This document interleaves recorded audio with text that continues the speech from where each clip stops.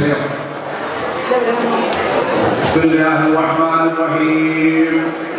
വലഖദ് ആതൈനാക സബ്അൻ മിനൽ മസാനി വൽ ഖുർആനിൽ അദീം. അതായത്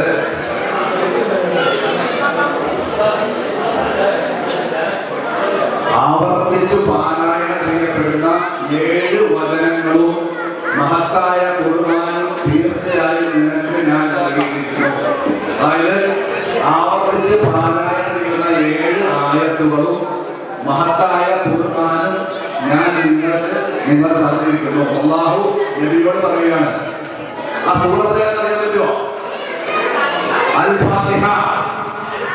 അൽ ഫാത്തിഹ ഉമ്മുൽ കിതാബുൽ സലാം എന്നറിയപ്പെടുന്ന ആ ഫാത്തിഹ സൂറത്തിനെ പറയുന്നത്. അപ്പൊ നിങ്ങൾ ഓർക്കും സൈദുൽക്കായി ചോദിക്കാനെടുത്ത് തന്നെ നമുക്കറിയാവുന്ന ഈ ഫാത്തിഹയെ പറ്റി എങ്ങനെ പറയുന്നത്. അത് അറിയേണ്ട രീതിയിൽ അറിയാമെങ്കിൽ നമുക്ക് വളരെ പഠിക്കാനുണ്ട്. ശ്രദ്ധിച്ച് കേൾക്കാൻ ചെയ്യാറുണ്ടോ? ഇല്ല. സൂറത്തുൽ ഫാത്തിഹയുടെ അല്ലാഹുവിനെ പറ്റി നമുക്ക് അറിയാൻ പറ്റും. അല്ലാഹു ആരാണ്? കാരണം നമുക്കൊരു തെറ്റിദ്ധാരണയുണ്ട്. അല്ലാഹുവിന്റെ ശിക്ഷ, ദേഷ്യം, ഖബർ എന്നുള്ള ഒരു മിസ്കൺസെപ്ഷൻ നമുക്കുള്ളത്. അത് മാറ്റിയെടുക്കണം. കൊച്ചു കുട്ടികളോട് പറയാം അല്ലാഹു ഭയങ്കര ദേഷ്യക്കാരനാണെന്ന് പറയും. ആ ദേഷ്യം മാറ്റിയെടുക്കാനുള്ള ഒരു ലെസനാണ് ഞാൻ എടുക്കുന്നത്. രണ്ടാമത്, അല്ലാഹു സൂറത്തുൽ ഫാത്തിഹ പഠിച്ചാൽ നമുക്ക് നമസ്കാരത്തിൽ കോൺസെൻട്രേഷൻ കിട്ടും. കറക്റ്റായിട്ട് നമസ്കരിക്കാനുള്ള ഒരു കോൺസെൻട്രേഷൻ നമുക്ക് കിട്ടുന്നതാണ്.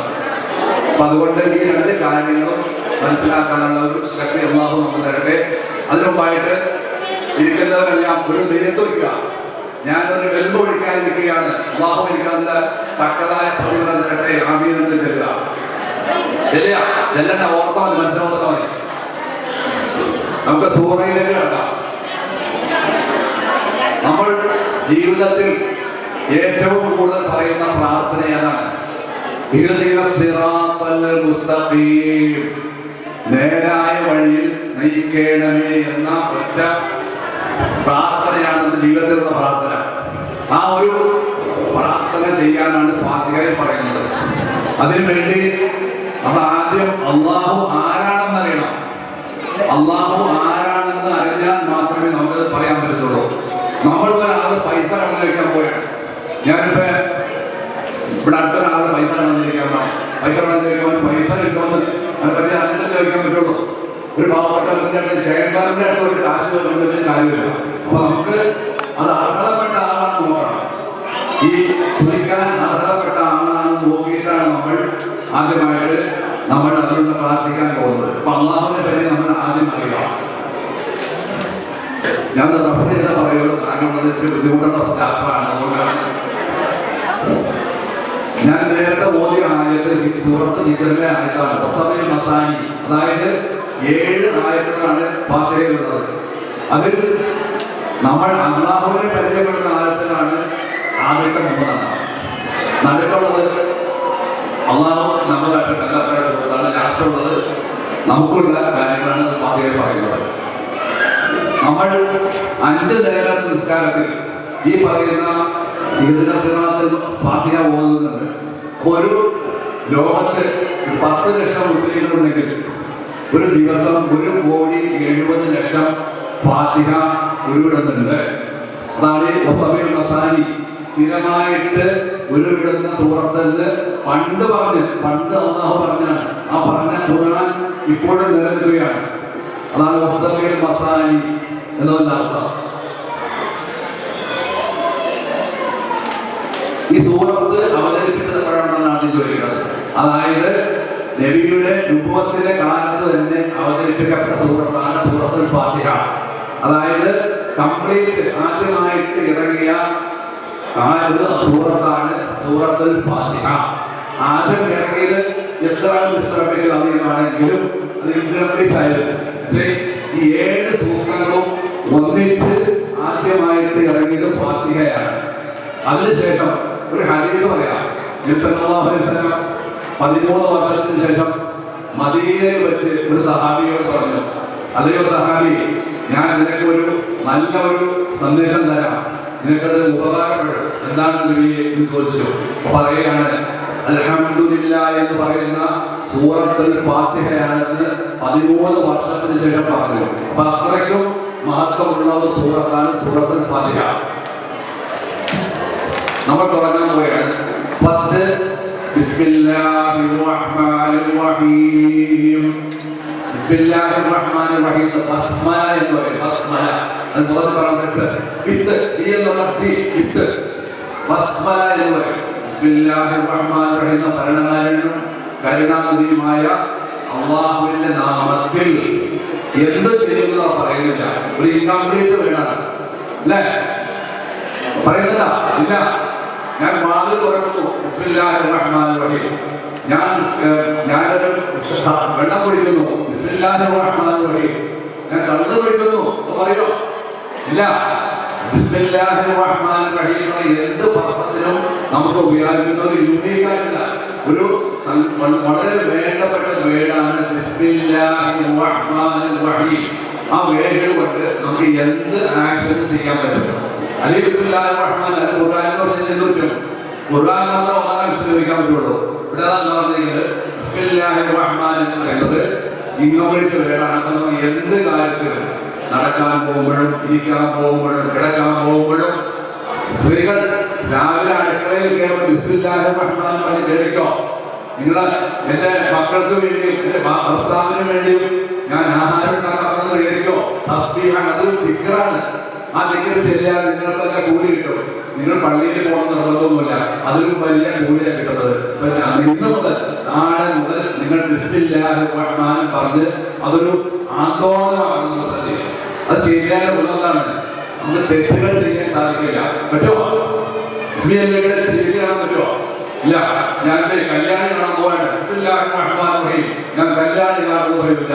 അപ്പൊ നമ്മള് അള്ളാഹുവിനെ മുഖ്യമന്ത്രി നമ്മള് വിഷയം പഠിച്ചില്ല, കല്യാണി കാണുന്ന ആർക്കാരി കാണില്ല. ആ രീതിയിലേക്ക് നമ്മുടെ മനസ്സിനെ മാറ്റാൻ പറ്റും. കണ്ണു കുടിക്കാൻ പോകില്ല, വീട് വലിയവരോട് പറയുന്നത് അത് വേണ്ട, അള്ളാഹുവിന്റെ മാർഗത്തിലാണ് എന്ന് പറയാം. അപ്പൊ വിശ്വയുടെ ഗുണം അത് തരണം ചെയ്യാൻ പോവുകയാണ്. അള്ളാഹുവിന്റെ തൃപ്തി നമുക്കുണ്ടാകണം. അള്ളാഹുവിന്റെ തൃപ്തി നമുക്കുണ്ടാകണമെന്നാണ് ഇത്.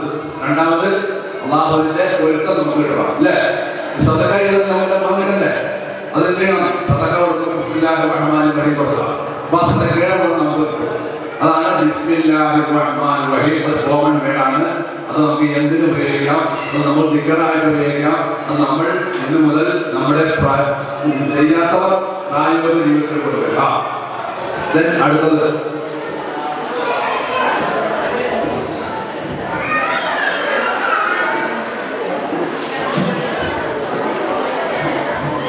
ഒന്ന് തപ്പുന്നത് കുഴപ്പമില്ല. അടുത്തത് അൽഹംദുലില്ലാഹി റബ്ബിൽ ആലമീൻ.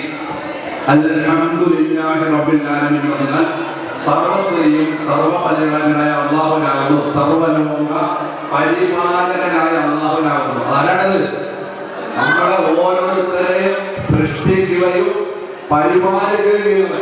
സൃഷ്ടിക്കുക മാത്രമല്ല, ഒരു മാതാവ് തുടർന്ന് കുട്ടിയെ ഗർഭപാത്രത്തിൽ ചുമന്ന് പ്രസവിച്ച് കഴിഞ്ഞിട്ട് നേരെ ദുബായിക്ക് ഓടുന്നതല്ല, എന്ത് ചെയ്യും? പരിപാലിക്കും. അതുപോലെ ഇപ്പൊ എന്നെ പരിപാലിക്കണം. എനിക്ക് ശ്വാസം തരുന്നിരിക്കുകയാണ്, ശ്വാസം തരുന്നു, കൈയനക്കാൻ പറ്റുന്നു, ഇതൊക്കെ ചെയ്യുന്നു. അപ്പൊ പരിപാലനമാണ്. അപ്പൊ അങ്ങനെയുള്ള അള്ളാഹുവിന് എന്റെ സർവസ്തുതിയും അങ്ങനെയുള്ള എന്നെ സൃഷ്ടിക്കുകയും പരിപാലിക്കുകയും ചെയ്ത അള്ളാഹുവിനാകുന്നു. മനസ്സിലായ? സഹായം ആരാണെന്ന് ചോദിക്കുന്നത് അദ്ദേഹത്തിന്റെ കഴിവ് കമ്പനി വേണം അല്ലേ? നമ്മൾ വികസന പുസ്തകങ്ങൾ പറയാൻ പോവുകയാണ്. ആ ചോദിക്കുന്നത് ചെയ്യണം. നമുക്ക് ആ സഹായം ചെയ്യുന്ന ആളുടെ കഴിവുകളില്ലേ? അപ്പൊ ആദ്യമായിട്ട് അൽഹംദുലില്ലാഹി റബ്ബിൽ ആലമീൻ അതൊരു സ്റ്റേറ്റ്മെന്റ് ആണ്. അതായത് സ്റ്റേറ്റ്മെന്റ് എന്ന് പറഞ്ഞാൽ കമാൻഡ് അല്ല. കമാൻഡ് എന്ന് പറഞ്ഞാൽ ഒരു രണ്ടും കൂട്ടിയാൽ 4 ആകുമെന്ന് ടീച്ചർ പറഞ്ഞാൽ നമുക്കത് അംഗീകരിക്കാതിരിക്കാം. പക്ഷെ രണ്ടും 4 എന്ന് പറഞ്ഞാൽ എന്താണ്? സ്റ്റേറ്റ്മെന്റ്. ആ സ്റ്റേറ്റ്മെന്റ് നമ്മൾ അംഗീകരിച്ചേ പറ്റൂ. അപ്പൊ സർവസ്തുതിയും തമ്പുരാനായ അല്ലാഹുവിനാകുന്നു. ഈ റബ്ബുൽ ആലമീൻ എന്ന് പറയുന്നത് റബ്ബ് എന്ന് പറഞ്ഞാൽ വളരെ അർത്ഥമുള്ള വാക്കാണ്. നമ്മുടെ യജമാനാണ്. യജമാനന്റെ കേൾക്കുമ്പോൾ നമുക്ക് സംശയം വരും. യജമാനൻ അടിമകളല്ലേ, നമ്മൾ അടിമകളാണ്. അടിമകളാകുമ്പോൾ യജമാനന് 3 ക്വാളിറ്റീസ് ഉണ്ടാവണം. നമ്മൾ സൃഷ്ടിച്ച അധികാരം ഉണ്ടാവണം, അല്ലേ?